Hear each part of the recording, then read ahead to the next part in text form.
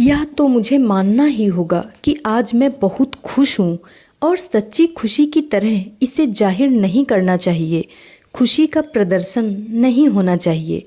आप समझे, यह तो अंतर में है। मैं क्यों खुश हूँ? क्योंकि जो कुछ मालिक ने हमें दिया है उसका उपयोग उन्हीं की इच्छा के अनुरूप हो रहा है। सब उस योजना के अनुसार ही हो रहा है जो उन्होंने हमारे लिए बनाई थी। जहाँ कहीं भी वे चाहते थे आश्रम बन रहे हैं, और जिन लोगों को उन्होंने यह सब करने की शक्ति दी है वे उसे कर रहे हैं। जब हम यह सब होता हुआ देखते हैं तो एक आंतरिक खुशी होती है, जैसा कि बाइबल में कहा है, ऐसी शांति जो हमारी समझ से परे है। इसे समझा नहीं जा सकता। मैं क्यों खुश हूँ आप समझ नहीं सकते। आप जानते हैं, जब मैं यूरोप के आंग्रेन्स में था तो कई बार बहुत से लोग, विशेषकर बहुत सी युवतियाँ मेरे पास आकर कहती थी, चारी जी आज मैं बहुत खुश हूँ, पता नहीं क्यों। अब यदि आप जानते हैं कि आप खुश क्यों हैं तो वह खुशी सीमित है। जैसे कि आपके पति आज आपसे खुश हैं, या इसलिए कि जो एक व्यंजन आपने बनाया है वह बहुत अच्छा बना है, या फिर आपकी पोशाक बहुत अच्छी है। तो यह सब सीमित चीज़ें हैं, क्योंकि जब पोशाक गंदी हो जाती है आप दुखी हो जाते हैं।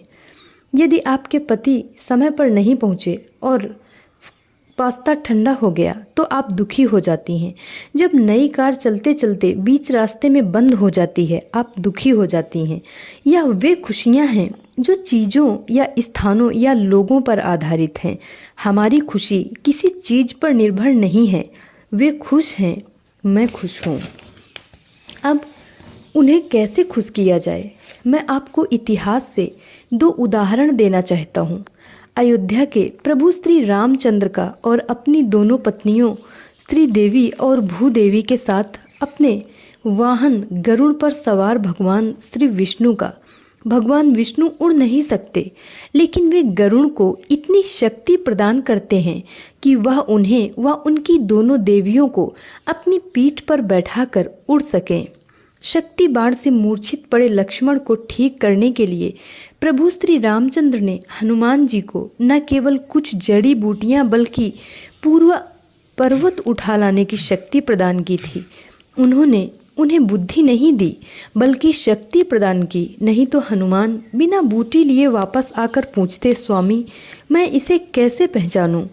इनमें कौन सी बूटी है? क्या यह है या वह?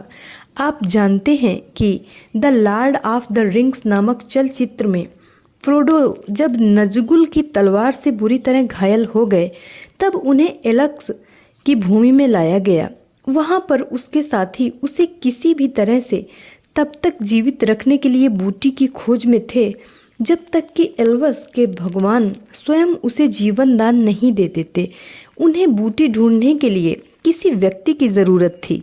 इसी प्रकार भगवान राम को किसी ऐसे व्यक्ति की ज़रूरत थी जो वह बूटी ला सके। और मुझे पूरा विश्वास है कि यदि हनुमान को सही पर्वत न मिला होता तो वे पूरे भूलोक को ही उठा लाए होते और कहते, यह लीजिए, आइए आप ही चुन लीजिए।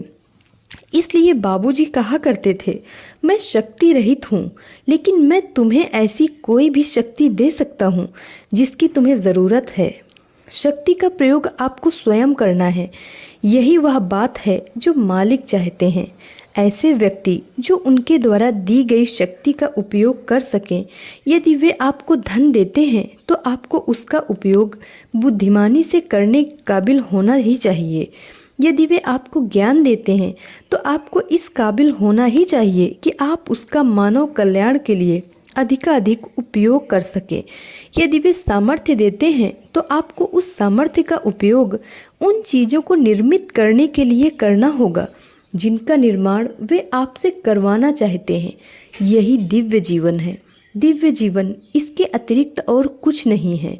नहीं साहब, मैं तो मंदिर जा रहा हूँ, यह व्यर्थ है। मंदिर और हमारे आश्रम में क्या अंतर है? यदि आपने मेरी पुस्तकों में से किसी को भी ध्यान से पढ़ा हो तो आपको पता होगा कि बाबूजी ने कहा था, मंदिर में एक मूर्ति होती है जो पूजा के लिए एक वस्तु है। इसे किसी संत द्वारा आवेशित किया गया है। इस प्रकार संत मूर्ति की अपेक्षा अधिक महत्व के थे। ठीक है, मूर्ति को आवेशित किया गया और वह संत अब नहीं रहे, लेकिन समय के साथ वह आवेश क्षीण होता चला जाता है। कुछ सालों के बाद, हो सकता है 50 वर्ष, 100 वर्ष या केवल एक ही वर्ष में, वह पुनः पत्थर रह जाता है, पत्थर का एक टुकड़ा और कुछ भी नहीं। इसीलिए भारत में हम देखते हैं कि पूरा देश मंदिरों से भरा पड़ा है। कभी जहाँ पूजा हुआ करती थी, अब वहाँ उल्लुओं और सांपों के अतिरिक्त और कुछ नहीं है। दूसरी महत्वपूर्ण बात यह है कि मंदिर उन लोगों के लिए है जिन्हें गुरु नहीं मिले हैं। प्रत्यक्ष गुरु कहीं अधिक प्रभावशाली, आध्यात्मिक रूप से उपयोगी एक मार्गदर्शक, एक ऐसा व्यक्ति होता है जो आपको वहाँ ले जा सकता है, जबकि एक मंदिर आपको थोड़ी सी शक्ति, जो कुछ भी उसके पास है वही दे सकता है, और यह भी हर समय क्षीण होती रहती है, जैसे कि कारों, टार्चों या हमारे रेडियो की बैटरियों के साथ होता है। हमें उन्हें चार्ज करते रहना पड़ता है। निश्चय ही मोक्ष प्राप्ति के लिए वे किसी काम के नहीं हैं। शास्त्रों में इसे मोक्ष प्राप्ति कहते हैं, हमारी पद्धति में इसे दिव्य लोक कहते हैं। मंदिर आपको वहाँ नहीं ले जा सकते। जैसा कि तेलुगु में कहते हैं, तोलिने जैसिन पूजा फलम, अर्थात मूर्ति पूजा भविष्य में भौतिक वस्तुओं की प्राप्ति के लिए की जाती है। इससे अधिक कुछ नहीं। आप केवल याचना कर सकते हैं, हे भगवान मुझे यह दे दो, वह दे दो। तो यह उस सरकार के जैसा है, एक ऐसा स्थान जहां आपदा के समय आपको मुफ्त खाना मिलता है, जिसे अंग्रेज सदाव्रत सूप किचन कहते थे। खैरात का स्थान, भिखारियों को भीख देने का स्थान। बाबूजी कहते थे, लोग जब मेरे पास आते हैं, चाहे किसी भी कारण से, मैं उन्हें खाली हाथ नहीं लौटाता। मेरे घर से तो एक भिखारी भी खाली हाथ नहीं जा सकता, इसलिए कुछ न कुछ तो हमेशा ही दिया जाता है। यही भारतीय परंपरा है, भारतीय संस्कृति, भारतीय जीवन पद्धति है। अब एक आश्रम में विशिष्टता क्या है? आश्रम भी महान मालिक द्वारा आवेशित किए जाते हैं, लेकिन जब हम ध्यान में बैठते हैं तो उस आवेश को हर समय बढ़ाते रहते हैं। मंदिरों में समय के साथ जो घटता जाता है, आश्रम में वह हर समय बढ़ता रहता है। इसलिए यदि आश्रम में आप वही करते हैं जो आपको करना चाहिए, तो 50 वर्ष बाद उसमें अधिक शक्ति और भी मधुर वातावरण होना चाहिए, कुछ इतना सूक्ष्म कि हम कह सकें यही स्वर्ग है, यही दिव्य लोक है। धर्म में बताए हुए स्वर्ग की भांति यह दिव्य लोक किसी दूरस्थ ऐतिहासिक अथवा भौगोलिक स्थान पर नहीं है। यह ठीक वही है जहां आप हैं, बशर्ते आप उस छोटे से बीज को, जिसे हम ब्रह्मा बीज कह सकते हैं, जो आपके आश्रम में संप्रेषित किया जाता है, उसको अपने प्यार, लगन और साधना से पुष्ट करें। इस वातावरण को उससे भर दें, ओंगोल को भर दें और पूरे आंध्र प्रदेश को भर दें, एक अकेले बीज से फैलते हुए, जब तक कि वह संपूर्ण विश्व को न भर दे। कोई भी देश इसी प्रकार से महान बनता है। भगवान बुद्ध के शिष्य आनंद ने एक बार उनसे पूछा, भगवान आप मुझे बहुत सी शिक्षाएं दे रहे हैं, आप यह भी कहते हैं कि एक महान आत्मा पूरे विश्व को अपने प्रकाश से भर देती है।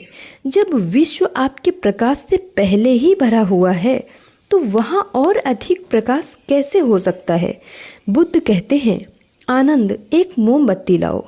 आनंद उत्तर देते हैं, अवश्य मेरे प्रभु, और मोमबत्ती ले आते हैं, इसे जलाओ। हाँ मेरे प्रभु। रोशनी कहाँ है? यह कमरे को भर रही है। दूसरी मोमबत्ती जलाओ, उसे जलाओ। जब दूसरी मोमबत्ती जलाई गई, फिर बुद्ध ने पूछा, रोशनी कहाँ है?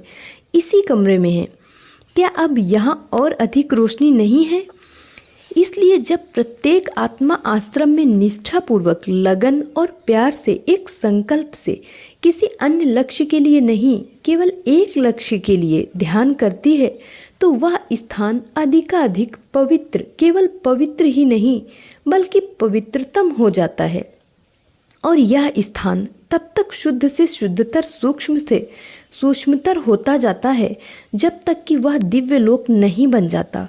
मंदिर उसी पत्थर व रेत में बदल जाते हैं जिनसे वे बने थे, जबकि पत्थर व रेत से बने ये आश्रम दैदीप्यमान तथा परिष्कृत होकर दिव्य लोक बन जाते हैं। लोग मुझसे पूछते हैं, आप आश्रम क्यों बनाना चाहते हैं? हमें दिव्य लोक को खोजने की आवश्यकता न पड़े, यही इसका उद्देश्य है। दिव्य लोक यही होना चाहिए और हमें उसका हिस्सा होना चाहिए। हमें सतत रूप से उसी में होना चाहिए। हमें स्वयं के लिए इसे ध्यान द्वारा सबसे पहले अपने हृदय में लाना होगा और फिर उसे बाहर बांटना होगा। जैसा कि मैंने बार बार कहा है कि यह हमारा कर्तव्य है। यह ऐसा मार्ग नहीं है जिसमें आप खुद के लिए पाना चाहते हैं। यह वह मार्ग है जिसमें आप इसलिए आते हैं कि कई गुना दे सकें। मुझे ईसाई परंपरा की एक कहानी याद है जिसमें एक पिता अपने 3 लड़कों को बुलाकर कहता है, बच्चों मैं दूर जा रहा हूँ, और उसने अपनी संपत्ति के 3 एक समान हिस्से किए। प्रत्येक को एक एक देकर कहा, इसका उपयोग बहुत अच्छी तरह से करना। यदि मैं वापस आया तो इसका हिसाब लूँगा। 20 वर्ष पश्चात वह लौट कर आता है और चाय कॉफ़ी लेने के पश्चात उसने हिसाब पूछा। बच्चों को पिता के लौटने की आशा तो नहीं थी, लेकिन बूढ़ों को देखकर वे बहुत खुश हुए। बड़ा लड़का, जो मेरी ही तरह संकोची था, उसने अपना हिस्सा संदूक में रखकर एक पेड़ की जड़ में गाड़ दिया था। वह गया और सावधानी से खोदकर उसे ले आया और बोला, पिताजी, आपने मुझे जो दिया था उसे मैंने बड़ी सावधानी से रखा है, यह लीजिए। दूसरे पुत्र ने कहा, जरा रुकिए, मैं अभी आता हूँ। वह बाजार तक गया और हिस्से का 10 गुना लेकर लौटा। पिता ने पूछा, यह तुमने कैसे किया? पुत्र ने उत्तर दिया, मैंने इसे सूद पर उठा दिया था और यह 10 गुना हो गया। पिताजी मुस्कुराए। उन्होंने तीसरे पुत्र की ओर देखा और पूछा, और तुम्हारा? पुत्र ने कहा, पिताजी, मैं उसे आपको वापस नहीं कर सकता। क्या? पिता ने आश्चर्य से कहा। इस पर पुत्र ने कहा, नहीं, उसे वापस तो नहीं किया जा सकता, लेकिन यह सब जो आप अपने चारों ओर देख रहे हैं आपका ही है। उसने उसका सही उपयोग किया था। पिता बहुत ही खुश हुए। उन्होंने दूसरे पुत्र से 10 हिस्से और पहले पुत्र से उसका हिस्सा पूरे 11 भाग लेकर तीसरे पुत्र को दे दिए और कहा, तुमने अपने हिस्से से चारों ओर दिखाई देने वाले इस वैभव का निर्माण किया है, अतः इन सब को भी ले लो और बढ़ाओ। तो देखिए, जैसे पिता अपने सभी बच्चों को देता है, ईश्वर भी प्रत्येक को शक्ति देता है, लेकिन उसे अधिकाधिक देता है जो इसका उपयोग मानवता के कल्याण के लिए करता है और हर जगह अच्छी से अच्छी तरह करता है। यदि आप उस शक्ति का उपयोग नहीं करते तो यह मंदिरों की तरह होगा। शक्ति क्षीण होकर समाप्त हो जाएगी और आप उसकी स्थूलता के शिकार हो जाएंगे। प्रशिक्षकों पर यह बात विशेष रूप से लागू होती है। इसमें किसी और की गलती नहीं है। यदि वे दी गई शक्ति का उपयोग नहीं करते तो वह शक्ति उन्हें अंदर से चट्टान की तरह जड़वत कर देती है। जैसा कि पौराणिक कथा में अहिल्या को तब तक पत्थर हो जाने का श्राप मिला था जब तक भगवान रामचंद्र के दिव्य स्पर्श ने उसे पुनः जागृत नहीं कर दिया। तो समझ लीजिए कि एक दिव्य स्पर्श पत्थर को मानव में परिवर्तित कर सकता है, जबकि शक्ति की स्थूलता एक मानव को पत्थर बना देती है। जो लोग धन का संग्रह करते हैं, शक्ति का संग्रह करते हैं, सोने चांदी और संपत्ति का संग्रह करते हैं, उन्हें समझ लेना चाहिए कि इनका स्पर्श मात्र सबके लिए स्थूलता की जड़ है, खुद उनके लिए भी। देने का रहस्य किसी अन्य की सहायता करना नहीं, बल्कि स्वयं की सहायता करना है। यदि यह शक्ति मुझ में रुकी रहती है और भार का कारण बनती है, तो जो कुछ मुझे मिल रहा है उसे जितनी जल्दी हो सके बांट देने दो। ज्ञान पर भी यही लागू होता है। यदि आप अपना ज्ञान दूसरों को नहीं देते हैं तो आप मूर्ख बनते जाते हैं। यदि आप सुशिक्षित हैं तो आपको अवश्य ही दूसरों को सिखाना चाहिए। यदि आप धनवान हैं तो आपको तब तक देते रहना चाहिए जब तक कि आपके पास कुछ भी बचा न रह जाए। तब क्या होता है? अब वह चमत्कार घटित होता है जिसके बारे में बाबूजी ने कहा है, कि जब प्रकृति को कोई ऐसा दाता मिल जाता है जो बांटने के इस कार्य को कर सकता है, तब प्रकृति उस माध्यम को इतना विस्तृत करती जाती है कि उस हृदय से स्वयं अनंत प्रवाहित न होने लगे। तो यही वह रहस्य है। हालांकि यह कोई बड़ा महान रहस्य नहीं है, लेकिन यह भी सच है कि इसे अच्छी तरह से प्रकट भी नहीं किया गया है। यह एक ऐसा रहस्य है जिसे आपको दिल से स्वीकार करना होगा और निर्भय होकर उसके अनुसार चलना भी होगा। राजा मिडास की कहानी को याद कीजिए। वह जिस वस्तु को छू देता था वह सोने की बन जाती थी। आप जानते हैं, वह एक मूर्ख की तरह पौधों को, घरों को, ईंट पत्थर सभी को सोने में बदलकर खिलवाड़ कर रहा था। शाम को जब उसकी बेटी पाठशाला से घर आई और उसने उसे छुआ, उसे चूमा, तो वह भी सोना बन गई। इस प्रकार जो हर चीज को सोने में बदल देता है, वह मनुष्य को भी सोने की तरह ठोस बना देता है। इसलिए देते जाना है और आध्यात्मिकता की धारा में नहाते रहना है।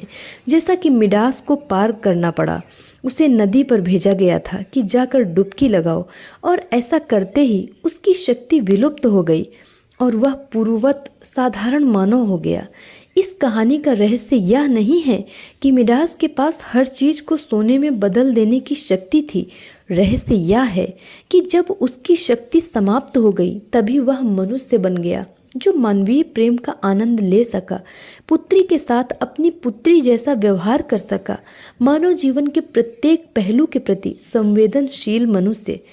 याद रखिए, शक्ति की स्थूलता, ठोसता आपको अंततोगत्वा हृदयहीन व्यक्ति बना देती है। ऐसा नहीं कि वहाँ हृदय नहीं है, हृदय तो है, लेकिन रूढ़ियों में जकड़ा हुआ, सड़ा गला, ठंडा पत्थर जैसा। मैं प्रार्थना करता हूँ कि मालिक अपनी महान अनुकंपा से हम सभी को पूर्ण विवेक दें, पूर्ण श्रद्धा दें और इतना प्रेम प्रदान करें कि प्रत्येक वस्तु जो हमारे पास है हम उसे बांट सकें। धर्म इसके बारे में कुछ नहीं कहता है। यहाँ तक कि ईसा मसीह ने भी जब यह कहा था, जो कुछ तुम्हारे पास है उसे बांट दो और मेरे साथ आओ, तब उसका कारण नहीं बताया था। जब तक उस आदमी ने, वह पीटर था या पॉल या और कोई, प्रत्येक वस्तु दे नहीं डाली, वह ईसा मसीह का अनुसरण नहीं कर सका। यदि आप मालिक का अनुसरण करना चाहते हैं तो ऐसा नहीं है कि आपको अपना सभी कुछ दे डालना है, देना है। दे डालना इस शब्द से कुछ ऐसा लगता है कि हम उन चीज़ों से विलग किए जा रहे हैं जिन्हें देना बहुत कष्टप्रद है। लेकिन जब आप सामने वाले के चेहरे पर आनंद भरी मुस्कान देखते हैं तो देना कष्टप्रद नहीं रहता। जैसे बच्चों को आप चॉकलेट देते हैं और वे खुशी से उछल पड़ते हैं, तो क्या आप खुश नहीं होते? तो देने के बाद, अर्थात देने की प्रक्रिया में आनंद होना चाहिए। वह देना देना ही क्या, जिसका हमें एहसास होता रहे। देना निस्वार्थ हो, एकमात्र दूसरों की खुशी के लिए हो, कुछ वैसा नहीं जो मेरे अहम को स्थापित करने के लिए या मुझे दानवीर या लोकप्रिय बनाने के लिए हो, कि लोग मुझे धर्मात्मा या धर्मकर्ता इत्यादि इत्यादि कहकर बुलाएं। यह सब बकवास है। मेरे कुछ देने से दूसरे जब खुश होते हैं तो उनसे भी ज़्यादा खुशी मुझे मिलती है। रामानुज महान आचार्यों में से एक हैं।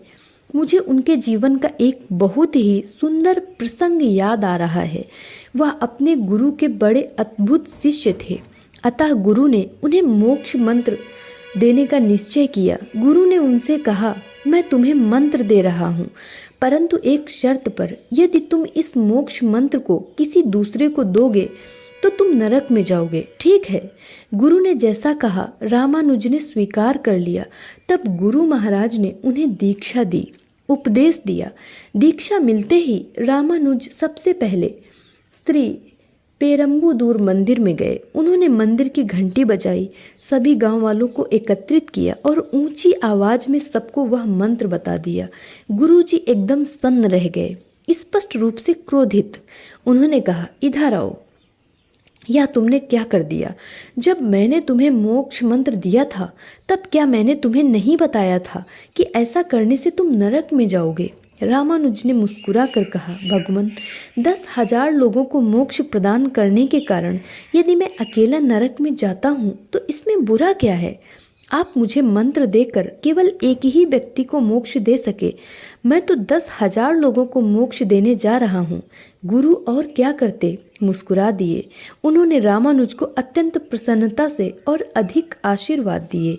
रहस्य यही है, जो देता है वही अधिकाधिक पाता है, और जो रखता रहता है वह तब तक खोता चला जाता है जब तक कि सब कुछ खत्म न हो जाए। वह क्या खोता है? बड़े बड़े लोग जिनके पास 500 करोड़ या 5,000 करोड़ हैं, वे क्या खोते हैं? अपनी जिंदगी।